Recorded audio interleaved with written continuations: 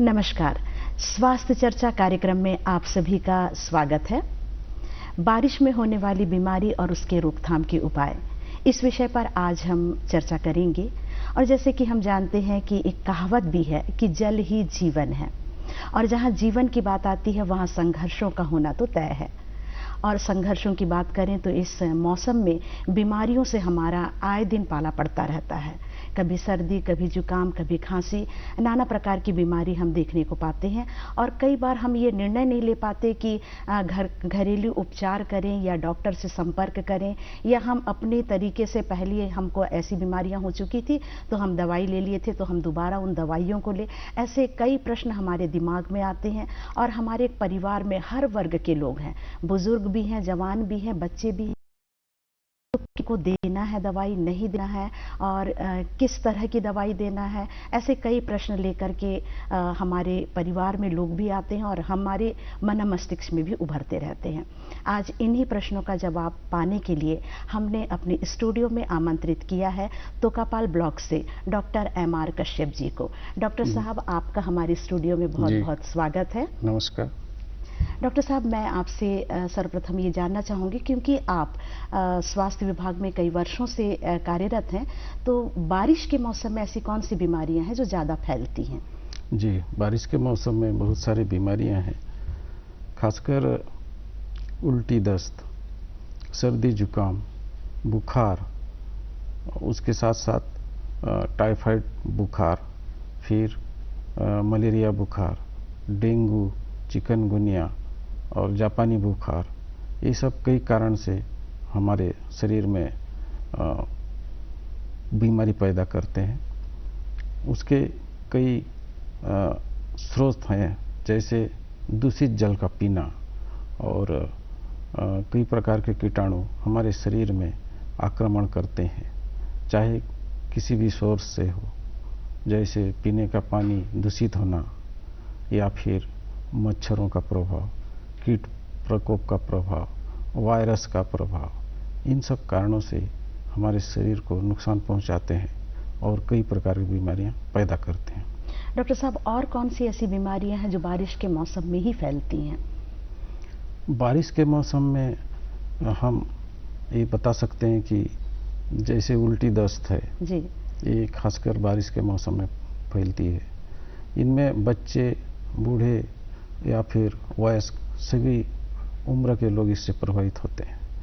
खासकर बच्चों में बहुत तीव्र गति से ये दस्त और उल्टी प्रभाव डालती हैं, क्योंकि कोई भी बच्चे को बार बार दस्त होता है तो उनके विकास में बाधक बनती है। जी जी। और बार बार दस्त होने से वो बच्चे कुपोषण का शिकार होते हैं। जी हाँ। कुपोषण का शिकार होते हैं, उनके ऊपर पोषक तत्वों की कमी होती है उनके शरीर में, और उसके बाद जो है वो रक्त अल्पता, एनीमिया बोलते हैं, उसका भी शिकार होते हैं। इस कारण हम जितने भी कुपोषित बच्चे हैं उनको हम NRC में भर्ती करते हैं। आजकल सभी जगह ब्लॉक लेवल में NRC खुला हुआ है, जो पोषण पुनर्वास केंद्र बोलते हैं, और उन बच्चों के वृद्धि को समुचित इलाज करके बढ़ाने का प्रयास करते हैं। उन NRC केंद्रों में 6 माह से 5 वर्ष तक के बच्चों को हम भर्ती करते हैं, 15 दिन के लिए भर्ती करते हैं। उनको नियमित पोषण देते हैं मेनू के अनुसार, और उनको नियमित दवा भी देते हैं ताकि उनके शरीर का विकास हो सके और एनीमिया से भी मुक्त हो सके। डॉक्टर साहब, एनीमिया के अलावा बच्चों में खासकर देखा गया है निमोनिया की बीमारी, तो इसका भी आप थोड़ा सा बताएंगे इसके बारे में भी, क्योंकि बच्चों में ज़्यादातर ये बीमारी देखी गई है। जी जी, क्योंकि बच्चे को निमोनिया इस कारण होता है कि माँ बाप का थोड़ा असावधानी यदि हो जाए तो उन बच्चों को सर्दी खांसी से शुरुआत होकर उनको निमोनिया तक जाती है। तो ये बारिश के मौसम में ज़्यादा फैलता है क्या?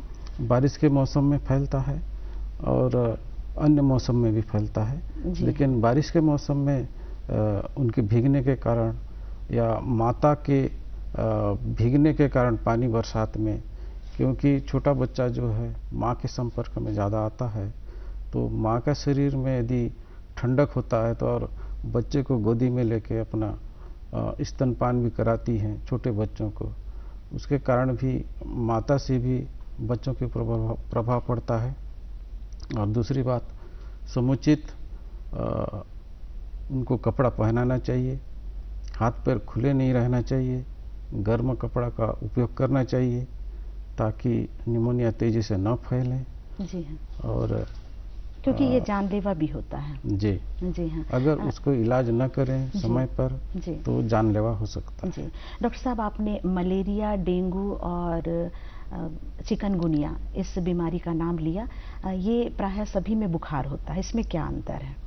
जी, खासकर जो है जितने भी मलेरिया, डेंगू, चिकनगुनिया मच्छरों के काटने से होता है। जी, उनमें अलग अलग लक्षण पाए जाते हैं।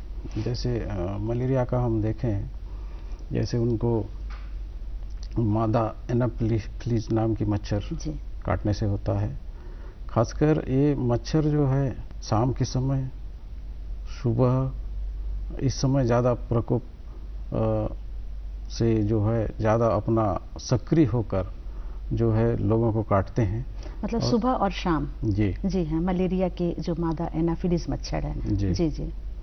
तो उसके कारण जो है अगर कोई संक्रमित व्यक्ति को मच्छर काट दिया और उसके खून से जो है मच्छर के शरीर में वो प्रोटोजोआ चले जाता है और कुछ दिन वहाँ विश्राम होने के बाद वो जो दूसरे स्वस्थ व्यक्ति को यदि काट देते हैं कोई भी मच्छर, तो एक संक्रमित व्यक्ति से स्वस्थ व्यक्ति को मलेरिया फैलता है। जी हाँ। उसी तरह डेंगू और चिकनगुनिया है।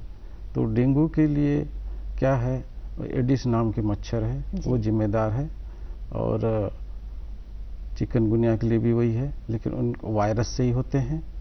और उसके अलावा और भी दूसरे मच्छर से काटने से जो होता है वो है जापानी बुखार है। जापानी बुखार वो अलग टाइप का बुखार है, वो मस्तिष्क में फैलता है, पूरे तंत्रिका तंत्र को प्रभावित करता है। तो बुखार तो सभी जितने मच्छर काटते हैं सभी प्रकार के, तो अलग अलग उनका लक्षण होता है। जी हाँ। जैसे मैं मलेरिया के बारे में बताता हूँ, वो ठंड दे के आता है, उसके बुखार की शुरुआत, फिर बहुत तेज बुखार होता है, पसीना निकलता है, उसके बाद फिर उतर जाता है और कुछ समय बाद फिर पुनः इस तरह की पुनरावृत्ति होती है। वो मलेरिया के बुखार में ऐसा होता है। हाँ जी। और डेंगू के बुखार में है कि तेज बुखार आता है जी। और पूरे शरीर में थकान लगता है, हाथ पैर में दर्द होता है। और चिकनगुनिया का ये भी है, जोड़ों में दर्द होता है बुखार के साथ। उसके कारण जो है वो चिकनगुनिया का बुखार होता है। फिर जापानी बुखार है, उसमें भी ज़्यादातर सिर दर्द होता है, उल्टी होता है, क्योंकि वो मस्तिष्क में चढ़ता है। और वायरस का प्रभाव जो है मस्तिष्क के साथ साथ जितने भी तंत्रिका तंत्र हैं वो सब तरफ फैलता है बुखार के साथ।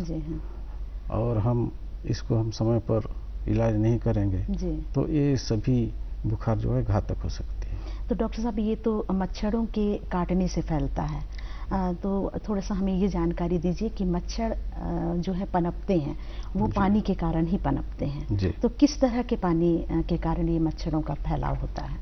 जैसे पानी रुकावट कहीं भी रहता है, जैसे घर के बाहर कहीं गड्ढा है उसमें जमा हो गया, या घर के अंदर बर्तनों में, पुराने बर्तनों में, पुराने टायर में, कूलर में, तो इस तरह का पानी जो जमा रहता है उसमें मलेरिया के मच्छर पैदा होते हैं। और डेंगू के मच्छर जो है साफ पानी में भी पैदा होते हैं, क्योंकि कई जगह जो है पानी बिना ढक्कन किए स्टोर कर दिए रहते हैं, तो उसमें डेंगू के मच्छर उसमें पैदा होते हैं। कहने का मतलब डॉक्टर साहब, मलेरिया के जो मच्छर जो पनपते हैं वो गंदे पानी से, और साफ पानी से भी मच्छर फैलते हैं और पनपते हैं, ये डेंगू के बुखार के लिए जो कारक बनता है।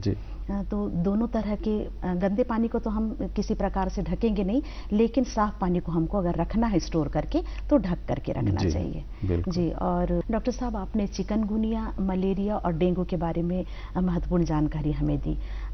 मैं आपसे ये जानना चाहूँगी कि इनके कारण तो आपने बताए, इसका निदान क्या है? अगर किसी को हो गया तो हम उसका रोकथाम कैसे करेंगे, उसके बचाव के हम कैसे उपाय कर सकते हैं? जी, सबसे पहले मैं मलेरिया के बारे में बताना चाहता हूँ, क्योंकि मलेरिया जो है मच्छर के काटने से होता है। तो हमको ये देखना चाहिए कि घर के आसपास या घरों में पानी इकट्ठा न हो जिससे कि मच्छर पैदा हो सके। तो मच्छरों से बचने के लिए जहाँ जहाँ पानी स्टोर है, नाली है, उसमें हम खाली नहीं कर सकते नाली को, तो वहाँ पर हमें मिट्टी तेल डाल सकते हैं या गाड़ियों का पुराना जला हुआ तेल भी डाल सकते हैं, ताकि वहाँ मच्छर जो है अंडा नहीं दे सके और मच्छरों की संख्या न बढ़ा सके। उसके अलावा हमें शाम शाम को नीम के पत्ते का उसको जला के धुआं देना चाहिए घर में, ताकि अंदर प्रवेश जो हो गए हैं मच्छर वो बाहर निकल के भाग जाएं। और दूसरी बात यह है कि हमें सोते समय मच्छरदानी का प्रयोग करें तो ज़्यादा अच्छा है। आजकल कई प्रकार के ऐसे क्रीम आते हैं जो शरीर में लगाते हैं तो मच्छर उससे दूर भागते हैं, लेकिन सबसे अच्छा जो है मच्छरदानी का प्रयोग करें, तो उससे जो है हम आराम से सो भी सकते हैं और मच्छर भी हमारे शरीर में जो है शरीर से दूर रहेंगे, काटेंगे नहीं। और दूसरी बात यह है कि जितने भी उसके सोर्स हैं उनको हमको बंद करना चाहिए। घरों में और भी जो है पीने का पानी या अन्य कोई स्टोर होने का चीज़ जो रहता है, बरसात का पानी जो आसपास गड्ढा है, बर्तन है, वो सबको जमा होने न दें। तो इस तरह हमें डेंगू और चिकनगुनिया के लिए भी करना चाहिए, क्योंकि उन्हीं मच्छरों में से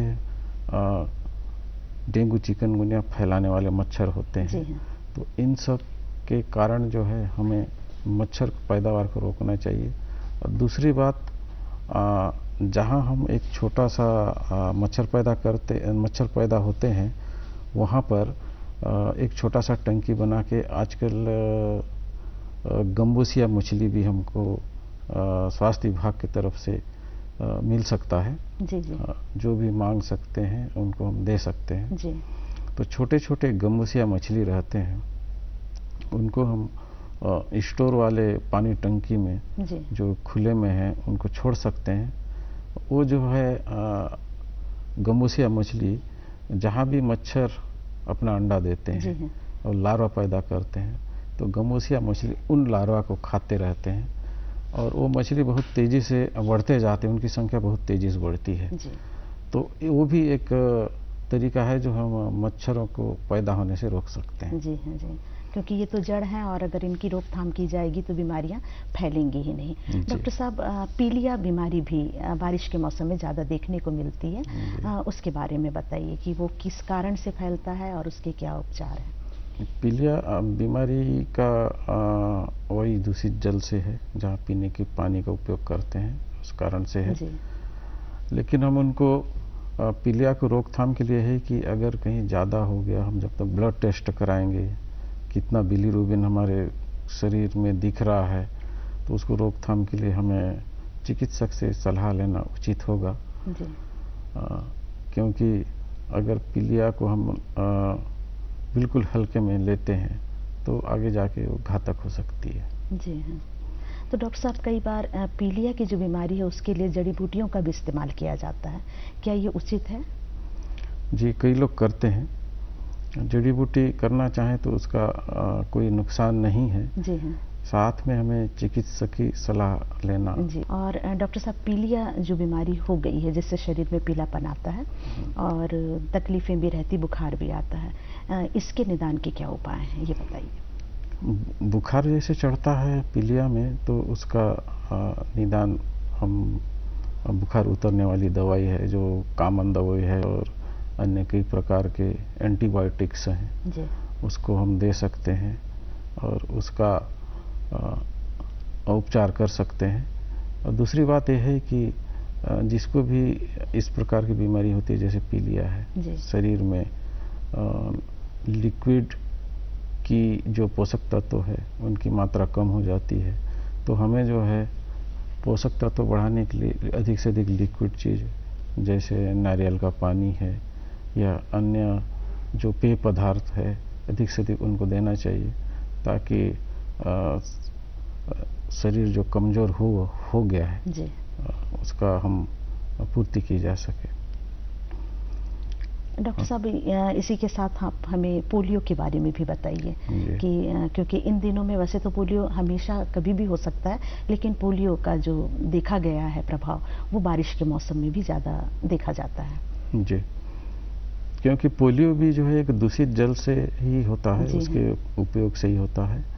क्योंकि अभी हम पोलियो बीमारी को उन्मूलन हुए कुछ साल हुए हैं, फिर भी हम आजकल उसका निदान जारी रखे हुए हैं। क्योंकि अभी हम जैसे बच्चे पैदा हो जाते हैं, प्रसव होता है जो भी अस्पताल में, उनको 0 डोज पोलियो की दवा देते हैं जी। और उसके बाद उनको जो है नियमित टीकाकरण में भी पोलियो अभी चालू है, क्योंकि मुंह के द्वारा जी। उनको पोलियो ड्रॉप पिलाते हैं। 1 साल के अंदर 3 बार देते हैं और उसके बाद साथ में इंजेक्शन भी देते हैं, क्योंकि जो निष्क्रिय होकर किसी के शरीर में यदि पोलियो वायरस पड़ा है तो पोलियो ड्रॉप के साथ साथ इंजेक्शन भी देते हैं, ताकि उसका समूल नष्ट कर सके जी। और लगभग हमारा देश जो है इससे उन्मूलन हो भी चुका है ना। बहुत कम देखने को आता है, लेकिन फिर भी कहीं कहीं देखने को आता है। डॉक्टर साहब, इसके अलावा ये जो बारिश का मौसम है उस समय में ये कहते हैं कि आज बादल है, बादल घिरे हुए हैं तो जोड़ों में दर्द होता है, और इसकी भी एक बीमारी देखने में आती है जिसे आर्थराइटिस कहा जाता है। उसके बारे में आप जानकारी दीजिए कि वो कैसी बीमारी है, किस कारण से होता है, और हम उसके उपाय भी आपसे जानना चाहेंगे। ये आर्थराइटिस जो है बरसात के सीजन में भी होता है, उसके बाद आगे ठंड के सीजन में भी होता है। उसका ये है कि जोड़ों में जो है यूरिक एसिड डिपोजिशन होता है। यूरिक एसिड की मात्रा यदि अगर ज़्यादा हो शरीर में तो उसके कारण आर्थराइटिस का ये जो बीमारी है या शिकायत है ये होते रहती है। क्योंकि हम उसका ये नहीं जान सकते कि ये किस कारण है, क्योंकि एक ऑटो इम्यून बोलते हैं जी। जो अपने आप पैदा होने वाला बीमारी भी है, एक आर्थराइटिस, और दूसरा कारण यूरिक एसिड बढ़ने से है, और एक बैक्टीरिया कारण जैसे रूमेटाइड आर्थराइटिस बोलते हैं जी। वो बैक्टीरिया के कारण होता है और वो हृदय में भी उसका प्रभाव पड़ता है। इस कारण जो है ये आर्थराइटिस फैलता है। ये कई तरीके से कीटाणु के कारण है या ऑटो इम्यून डिजीज बोलते हैं, क्योंकि वो अपने आप ही होता है, उसका स्पष्ट कारण नहीं है कि ये आर्थराइटिस किस कारण से हुआ। इसका क्या उपचार है डॉक्टर साहब? ये उपचार ये है कि हम यदि बहुत लंबे समय तक हमारे जोड़ों में सूजन है जी। और कुछ दर्द की दवा खा रहे हैं, बिना चिकित्सक की सलाह से ये दर्द की दवा अधिक मात्रा में नहीं लेना चाहिए। अगर समस्या में छुटकारा न हो किसी प्रकार की दवा लेने से भी, तो हमें जो है अच्छे विशेषज्ञ चिकित्सक को दिखाकर इसका इलाज करवाना चाहिए जी। डॉक्टर साहब, इस बारिश के मौसम में फाइलेरिया, जिसको हाथी पांव कहते हैं, उसकी बीमारी भी देखने को हम पाते हैं, तो वो किस कारण से होता है? फाइलेरिया एक कृमि बोलते हैं, कीट, वो जो है पैरों में, नंगे पैर यदि कहीं चले किसी मैदान में या कहीं खेतों में जी। उस कारण जो है उसके जो कृमि है वो पैरों के द्वारा जी वहाँ छेद करके स्किन को तोड़ के शरीर के अंदर घुसता है, और शरीर के अंदर यदि घुस गया तो एक लिम्फेटिक ड्रेनेज, लिम्फेटिक जो सप्लाई होती है जी। एक तो खून की सप्लाई है जी। और उसके बाद एक लिम्फेटिक होता है, तो उसको जो है ब्लॉक कर देता है, जगह जगह जाके उसको ब्लॉक करता है। इसी कारण जो है उसकी सप्लाई जो है जगह जगह रुकते जाती है और पैर जो है मोटा होने लगता है। इसी कारण वो सामान्य अवस्था से जो पैर जिनका सामान्य रहता है उससे ज़्यादा मोटा होने से हम उसको हाथी पाँव बोलते हैं। जी। डॉक्टर साहब, मैंने सुना है कि इसका मतलब कोई इलाज नहीं है, तो क्या ये सही बात है? हाँ, उसका इलाज तो चलते रहता है, लेकिन पूर्णतः इलाज फिलहाल संभव नहीं हो पा रहा है। तो इसके लिए हम क्या कर सकते हैं कि ये ना हो? यह है कि हम कहीं भी जाएं तो हम देखें कि जैसे पानी में गए या अन्य कीचड़ स्थान में गए, खेतों में गए, तो हमें देखना चाहिए वहाँ से आने के बाद घर में अच्छे से साफ सफाई करना है। पैरों को देखना है कहीं पैर में कहीं कुछ स्किन का कटना या कुछ ब्रेक हुआ है, उसमें नियमित जो चमड़ी है उसमें कटाव है, तो उसको देख के हमको साफ करना चाहिए। और जहाँ भी हम फील्ड से, किसी मैदान से, कहीं से हम घूम के आते हैं तो अच्छे से हाथ पैर को साफ सफाई रखना चाहिए। डॉक्टर साहब, एक और बीमारी मुझे इस समय स्मरण आ रहा है, डायरिया, जो इन दिनों में, और ये बहुत घातक भी होता है, इसके बारे में कुछ बताइए। डायरिया बहुत खतरनाक बीमारी है, चाहे बच्चे हों, चाहे बूढ़े हों, चाहे वयस्क हों। जी। क्योंकि कई बार यदि दस्त होता है, उसका ये है कि वायरस से भी होता है। जैसे रोटा वायरस बच्चों में जो है, जी, रोटा वायरस ज़्यादातर जिम्मेदार होता है। जी, उसका टीकाकरण हम करते भी हैं। उसका भी एक पोलियो ड्रॉप जैसे ड्रॉप ही होता है। जी। उसको छोटे बच्चों को 6 सप्ताह, 10 सप्ताह, 14 सप्ताह इसमें जो है रोटा वायरस ड्रॉप देते हैं। जी। उसके बाद आगे भी उसको दिया जाता है, क्योंकि जो टीकाकरण सारणी है उसी अनुसार हम बच्चों को देते हैं। तो बार बार यदि दस्त होता है, बच्चे तो कुपोषण का शिकार हो जाते हैं। अगर वयस्क या बुजुर्ग लोग हैं, जैसे वयोवृद्ध लोग हैं, तो उनको जो है इम्यूनिटी पावर कम होता है, इस कारण जो है उनके ऊपर ज़्यादा प्रभावी होता है। और इसके कारण बार बार दस्त होने से शरीर में पानी की कमी हो जाती है। अगर शरीर में पानी की कमी हो गई तो उनको तत्काल जो है अस्पताल में भर्ती करना चाहिए। डॉक्टर साहब, ये बहुत अच्छी जानकारी आपने दी कि डायरिया एक जानलेवा बीमारी है और इसके लिए तुरंत डॉक्टर से संपर्क करना चाहिए और इससे बीच बचाव करना चाहिए। और आप हमारे स्टूडियो में आए और बहुत ही महत्वपूर्ण जानकारियां दी, बहुत सारी बीमारियों के बारे में आपने बताया। इससे ज़रूर हमारे दर्शकों को लाभ मिला होगा और वो एक दूसरे से भी इन बातों को शेयर करेंगे। आप हमारे स्टूडियो में आए, इसके लिए आपका बहुत बहुत धन्यवाद। नमस्कार। नमस्कार।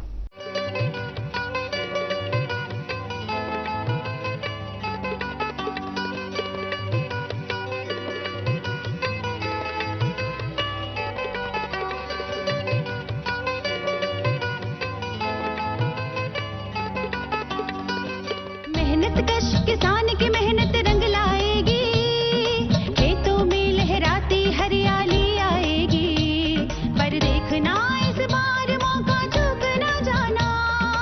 फसल बीमा से फसल और अपना कल दोनों सुरक्षित जरूर कराना। खेती की अनिश्चितताओं, प्राकृतिक तथा अन्य आपदाओं से होने वाले आर्थिक नुकसान से किसानों को सुरक्षित रखने के लिए प्रधानमंत्री फसल बीमा